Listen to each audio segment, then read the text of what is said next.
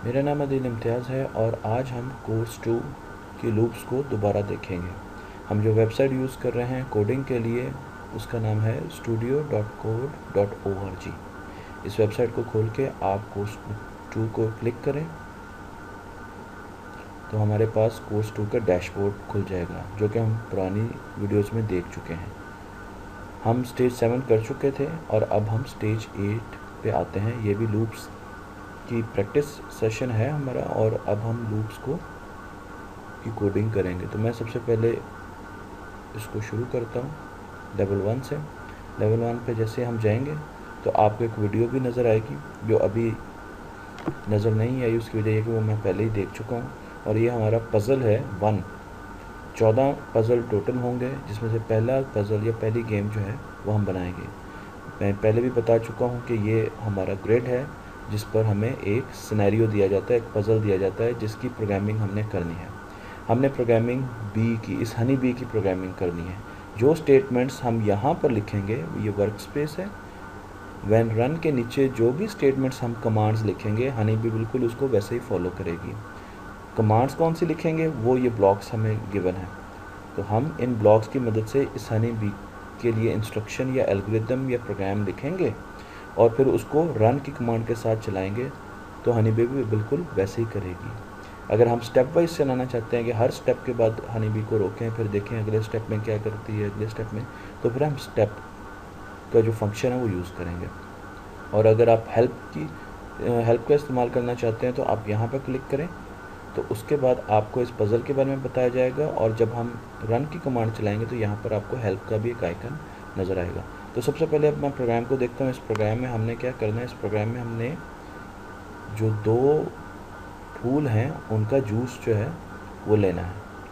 तो पहले जो फूल है वो हनी बी से थोड़े फासले पे है और दूसरा फूल जो है हनी बी से ज़्यादा फासले पे है। तो इसका कोड जो है वो मैं सिंपल लिखता हूँ। मैं मूव फॉरवर्ड की कमांड देता हूँ और फिर मैं रन करके देखता हूँ कि मूव फॉरवर्ड पे क्या ये मूव फॉरवर्ड पे हनी बी जो है वो फूल से थोड़ा सा पीछे है। तो इसका मतलब ये है कि मुझे रीसेट करना है और दोबारा एक और मूव फॉरवर्ड की कमांड जो है वो देनी है। जैसे मैं मूव फॉरवर्ड की दूसरी कमांड दूंगा तो हनी बी अब जो है, पहला स्टेप मैंने चलाया और अब मैं जब दूसरा स्टेप चलाऊंगा तो ये फूल के पास पहुंच जाएगी, पर क्योंकि अभी प्रोग्राम पूरा नहीं हुआ तो हमें कहा जाएगा कि अब दोबारा बनाएं। अब जब ये फूल के पास पहुंच गई तो इसने नेक्टर लेना है, यानी इसने उसका जूस चूसना है। और उसकी जो ब्लॉक है, ये जो कमांड है, वो अगर आप देखें तो हमारे पास है move forward, turn left, turn right और गेट नेक्टर। तो इसने नेक्टर लेना, तो मैं इसको कहूँगा कि आप 2 स्टेप आगे जाके नेक्टर जो है फूल से लें। अब हम देखते हैं, हम रन की कमांड से देखते हैं, एक सारी इंस्ट्रक्शंस जो है उनको चलाते हैं। जब मैं रन की कमांड दूंगा तो ये तीनों इंस्ट्रक्शंस को चला देगा। जब स्टेप की कमांड दूंगा तो ये एक एक करके चलाएगा और हर मरतबा मुझसे कहेगा कि अब स्टेप का बटन दबाएं। तो मैं रन की कमांड चलाता हूँ तो देखते हैं हनी बी क्या करती है। हनी बी ने इसका नेक्टर जो है वो ले लिया, इससे जूस पी लिया, इसलिए ये वैल्यू जो 1 थी वो 0 हो गई। तो उसने एक मरतबा इसका नेक्टर ले लिया। पर प्रोग्राम अभी पूरा नहीं है क्योंकि हमने अगला भी जो है वो उस फूल का भी नेक्टर लेना है। तो मैं 2 फॉरवर्ड और लगाता हूँ और फिर नेक्टर ले देता हूँ। तो अगर मैं ये काम करूँ तो अब आप देखें, मैं इसको दोबारा स्टेप वाइज चलाता हूँ। पहला स्टेप फॉरवर्ड, दूसरा step forward, get nectar, nectar पी लिया, उसके बाद फिर स्टेप फॉरवर्ड, फिर दूसरा स्टेप फॉरवर्ड और गेट नेक्टर। तो ये हमारा प्रोग्राम पूरा हो गया। पर हमने जब ये प्रोग्राम लिखा तो अभी मैं आपको इसका कोड दिखाऊंगा और अगर आप कोड देखें तो आपको नज़र आएगा कि 1 2 3 4 5 और 6 स्टेटमेंट्स का ये कोड है। ये जावास्क्रिप्ट का कोड है। जावास्क्रिप्ट एक लैंग्वेज है जो मैं पहले भी बता चुका हूँ। तो अगर हम आप जावास्क्रिप्ट में ये प्रोग्राम बनाएंगे तो हम उसको कुछ इस तरीके से लिखेंगे। तो 6, पर अगर आप इसको गौर से देखें तो आप देखें कि हनी बी जो है, मैं इस पर दोबारा जाता हूँ, हनी बी जो है वो ये काम 2 मरतबा कर रही है। वो यहाँ से पहला स्टेप लेती है, फिर दूसरा स्टेप लेती है, फिर नेक्टर पीती है। तो मैं इसको कहता हूँ कि ये एक यूनिट है, एक मरतबा उसने ये काम किया। फिर वो ये करती है कि फिर अगला स्टेप लेती है, पहला स्टेप, फिर दूसरा स्टेप और फिर नेक्टर पीती है। तो ये वही काम वो दूसरी मरतबा कर रही है। अगर आप अपना कोड देखें तो देखें मैं इस कोड को अगर यहाँ से तोड़ के इसके बराबर ले आऊँ तो हनी भी पहले स्टेप में क्या कर रही है, मूव फॉरवर्ड, इधर भी मूव फॉरवर्ड कर रही है, मूव फॉरवर्ड, इधर भी मूव फॉरवर्ड कर रही है, गेट नेक्टर। तो ये एक ही काम 2 मरतबा कर रही है। अगर मैं इसको नीचे लगा दूँ तो आप देखें कि एक ही काम 2 मरतबा हो रहा है। तो इसका आसान तरीका क्या होता है, जब एक काम को 2 मरतबा, 3 मरतबा, 4 मरतबा रिपीट करना है, बार बार रिपीट करना है, तो उसके लिए हम लूप की कमांड यूज़ करते हैं।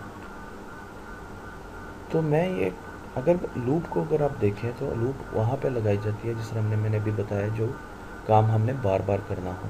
मसलन अगर मैंने बाज़ार जाना है तो मैं एक कोड लिखूँगा कि मैं बाज़ार गया और वापस आ गया। पर अगर मैंने 10 मरतबा बाज़ार जाना है और जो बाज़ार जाने का कोड है वो 5 लाइन्स का है, 5 इंस्ट्रक्शन है, और अगर मैंने 10 मरतबा जाना है तो कितनी लाइन का कोड होगा, मैं 10 को 5 से ज़रूर दे दूँगा तो वो 50 लाइनों का कोड होगा।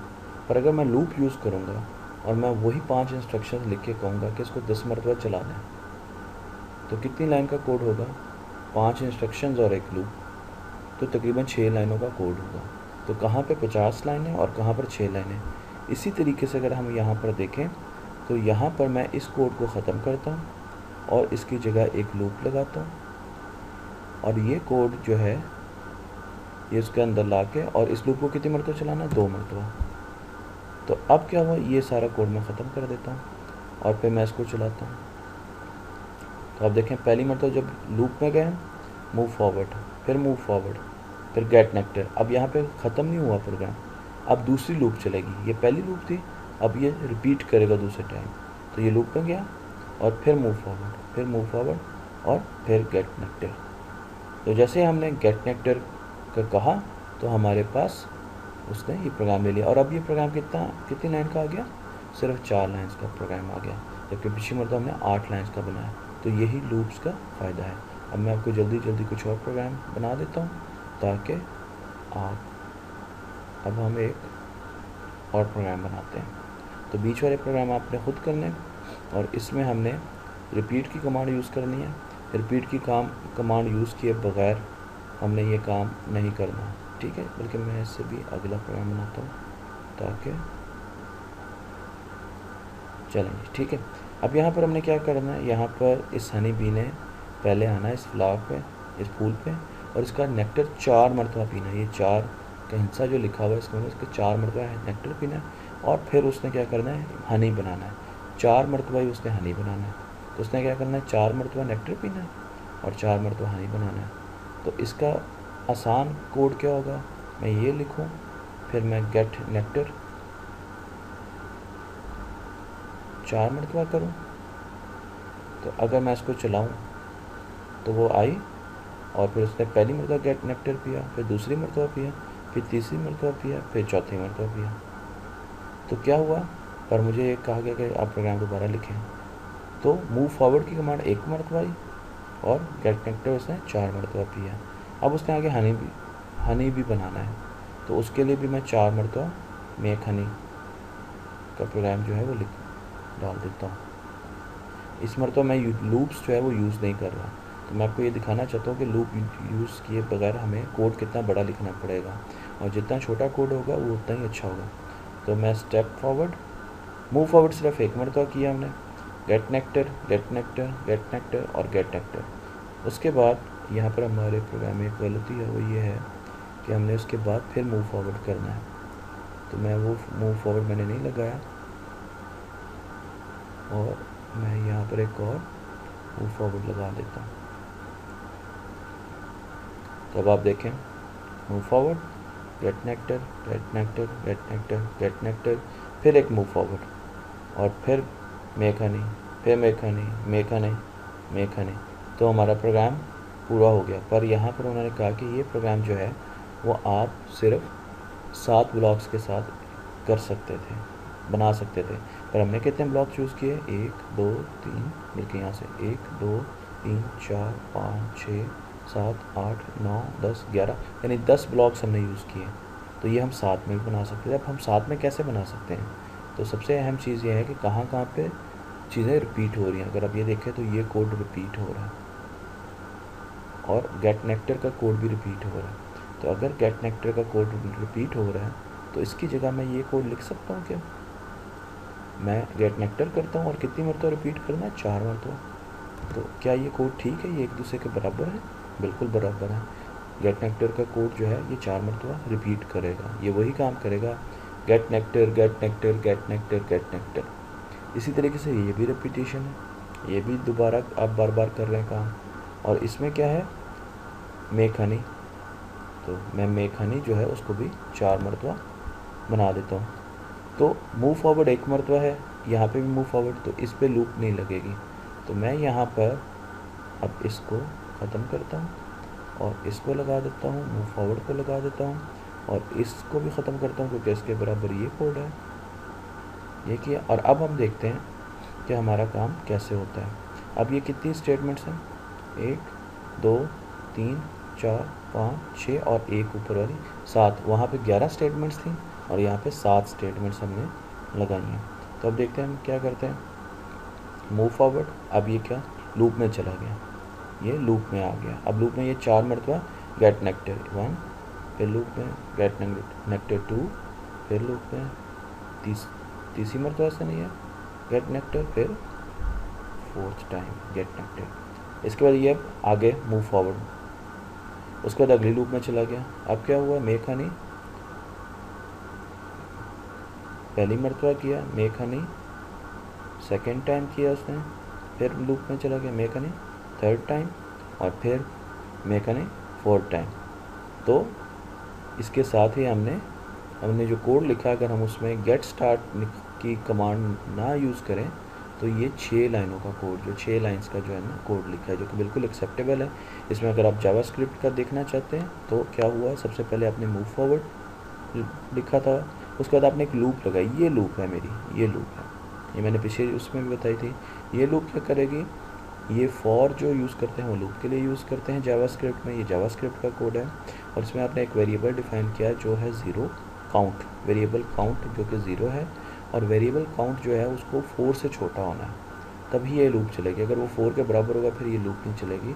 और हर मरतबा जब एक मरतबा ये लूप एग्जीक्यूट होगी चलेगी तो उसमें ऐड कर देगा, एक ऐड कर देगा। और करना क्या है? Gate nectar. तो काउंट जब 0 होगा तो वो गेट नेक्टर करेगा, फिर एक ऐड कर देगा, काउंट 1 हो जाएगा, फिर गेट नेक्टर करेगा, ठीक है जी। फिर वो एक ऐड करेगा, काउंट 2 हो जाएगा, काउंट 2 4 से छोटा है, हमारी स्टेटमेंट ट्रू है, तो क्या होगा? फिर वो गेट नेक्टर करेगा, फिर काउंट 3 में एक ऐड करेगा तो 4 हो जाएगा। जब काउंट 4 होगा तो अब ये स्टेटमेंट ठीक नहीं है, तो ये इस लूप से बाहर आ जाएगा, मूव फॉरवर्ड करेगा और फिर ये अगली लूप में चला जाएगा। ये लूप भी 4 मरतबा चलेगी। इसका वेरिएबल काउंट 2 है, वो पहले 0 होगा तो हनी मेक करेगा, फिर उसके बाद वो 1 होगा तो दोबारा हनी बनाएगा, 2 होगा फिर हनी बनाएगा, 3 होगा फिर हनी बनाएगा।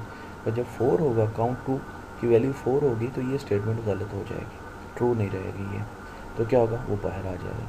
तो ये वही कोड है जो हमने यहाँ पर बनाया है।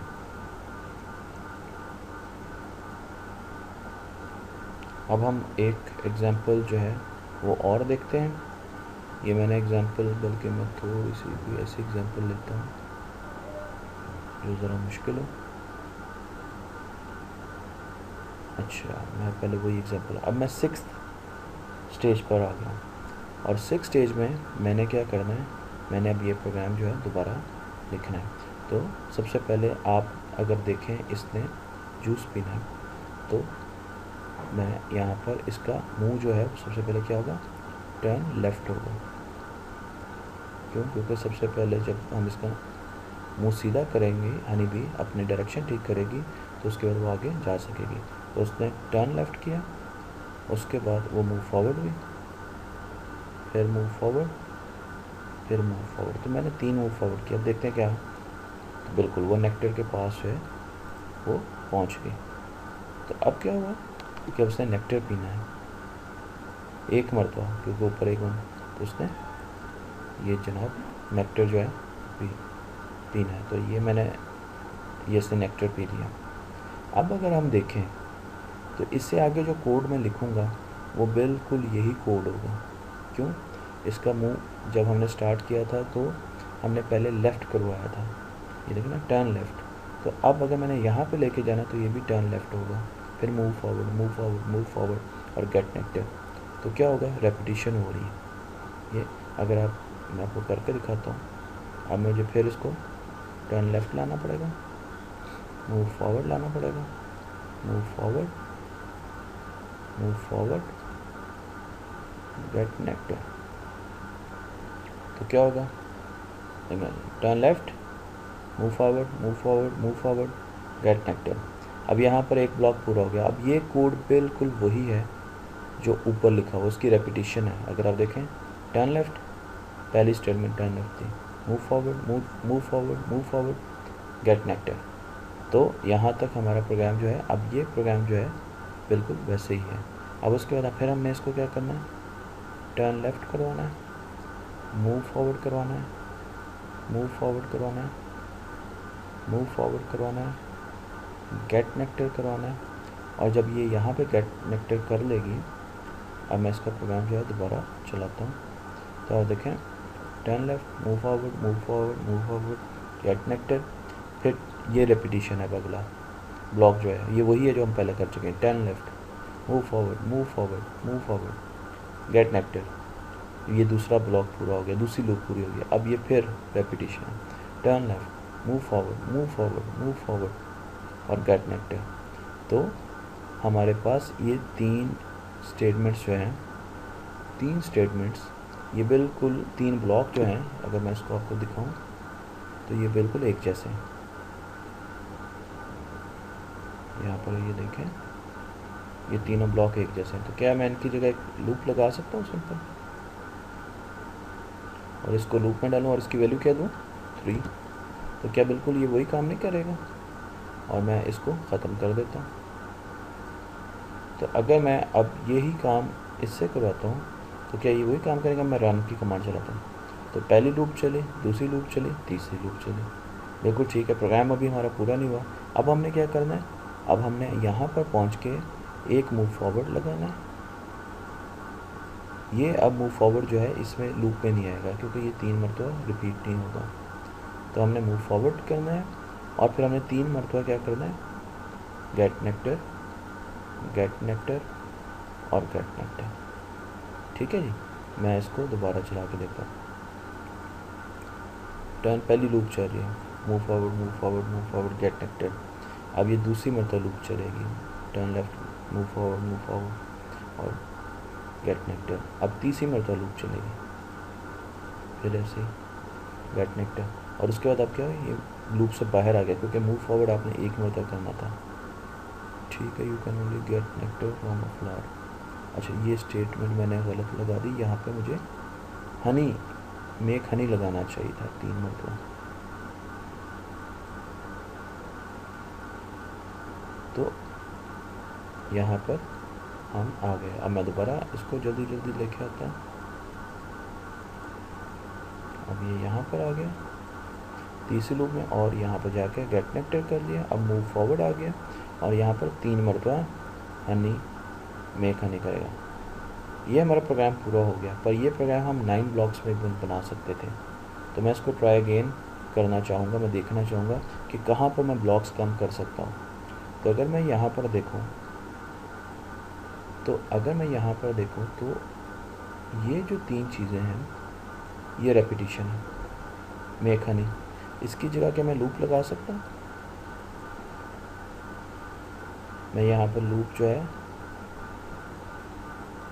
लगा दूँ अगर, और उसको 3 टाइम्स चला दूँ, तो क्या ये यही काम, उसको 3 टाइम चला दूँ तो क्या ये यही काम करेगा?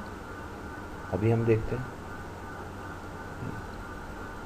फर्स्ट लूप चल रही है, गेट नेक्टर हो गया। सेकेंड लूप चली, गेट नेक्टर लिया। थर्ड लूप चली, गेट नेक्टर लिया, और फिर लूप से बाहर आ गए, और फिर अगली लूप में चले गए। मेक हनी 1, मेक हनी 2 और मेक हनी 3। तो ये 3 मरतबा लूप जो है चल गई, और इसी तरीके से वो आगे बढ़ गई। तो हम अपने प्रोग्राम को और भी मज़ीद छोटा कर सकते हैं। तो सबसे पहले हमने ये क्या किया कि कम स्टेटमेंट के साथ हमने अपना प्रोग्राम जो है 1 2 3 4 5 6 7 8 9 10 स्टेटमेंट्स के साथ हमने अपना प्रोग्राम जो है वो कंप्लीट किया। तो अगर हम ये समझते हैं कि कहीं और रेपिटेशन हो रही है तो हम इस प्रोग्राम को और भी कम कर सकते हैं। मसलन अगर आप ये देखो तो यहाँ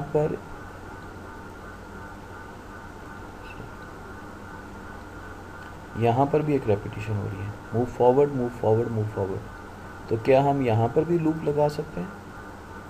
हम यहाँ पर लूप लगा सकते हैं बिल्कुल, पर ये लूप जो है ये हम बाद में अगली स्टेजेस पे लगाएंगे, पर हम यहाँ पर भी लूप लगा सकते हैं। तो अब मैं आपको एक आखिरी एग्जांपल जो है वो करके दिखाता हूँ और उसके बाद हम फिर इस प्रोग्राम को ख़त्म कर देंगे।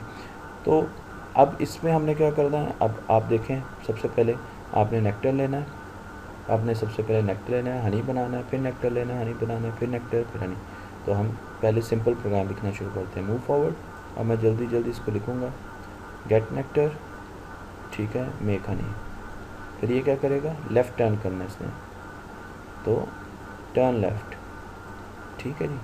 फिर मूव फॉरवर्ड, फिर मेक हनी, फिर गेट नेक्टर